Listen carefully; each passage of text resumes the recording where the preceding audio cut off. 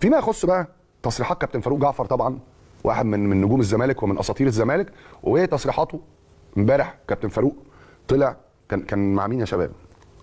كان مع صديقي سيف زاهر في اون تايم سبورتس، وطلع واتكلم يعني كلام، يعني اللي ما اتفرجش على الحلقه وده صعب لان سيف كل مصر بتتفرج عليه.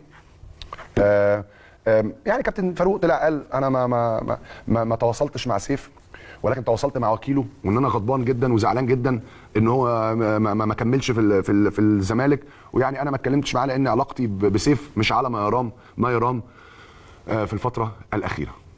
طيب التصريحات دي اتقالت وكل الناس عارفه ان كابتن فاروق جعفر علاقته مش احسن حاجه مع سيف. الناس كلها، كل الناس في كره القدم وفي مجال كره القدم عارفين ان في مشاكل. لما الراجل يطلع يقول الكلام ده، خلي بالكم صعب على الاب انه يكون ما بيتكلمش مع ابنه ايا كانت ايه الاسباب، يعني مش سهله، موقف صعب. المفروض برضو لو تشوفوا كم التعليقات البذيئه على كلام الكابتن فاروق جعفر والتعليقات المهينه والكلام اللي مكتوب للراجل، بيوريك ان احنا للاسف في ناس وصلت للحضيض، حضيض الحضيض، تريقه على الراجل وبتاع. خلي عندكم رحمه، خلي عندكم رحمه.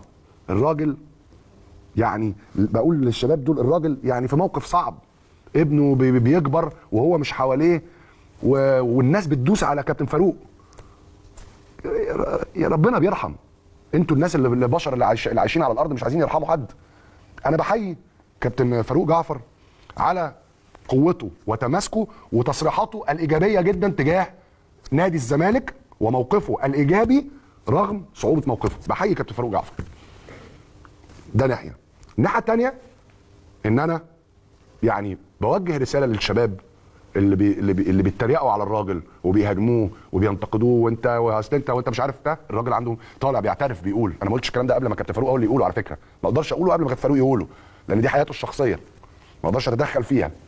فالنهارده كابتن فاروق قال الكلام ده، فتيجي انت النهارده كابتن فاروق ده نجم كبير جدا، يعني سيبك بقى نجم كبير نجم صغير، انسان اب في موقف صعب، هو وابنه ما بيتكلموش ليه؟ مش بتاعتنا ولا عايزين نعرف. يقوم الراجل لما يطلع يتكلم في لحظه صعبه، بدل ما الناس يعني يبقى عندها رحمه وتقول يعني ربنا يكون في عونه وان شاء الله باذن الله يتصالحوا وكذا، لا تلاقي ناس داخله. والله لو شفتوا الكومنتس بتاعت التصريحات بتاعت اللي على كابتن فاروق تزعلوا على اللي حصل، لا على الحال اللي احنا وصلنا ليه. لازم تتعمل دراسه كده. في شباب صغير على السوشيال ميديا عندهم كم من البذاءه وكم من القسوه والحقد على في بعض الامور بتبان حاجه يعني حاجه صعبه جدا.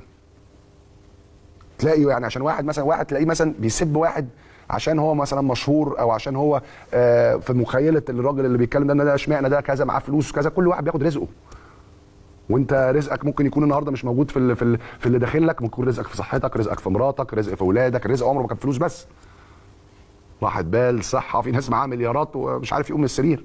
فانت النهارده الشباب يعني والله لو دخلتوا شفتوا الكومنتس، خلوا عندكم رحمه، خلوا عندكم رحمه. وتاني انا بحيي كابتن فاروق وبدعم كابتن فاروق، لكن رغم خلافي الشخصي معاه وفي افكاره وفي كل حاجه، عندي خلاف، يعني مش خلاف شخصي، خلاف في افكاره تجاه نادي الزمالك، عندي خلاف معاه، لكن انا في هذا الموقف بدعمه، وكأب عارف كويس قوي احساسه بدعمه، وكإنسان بدعمه.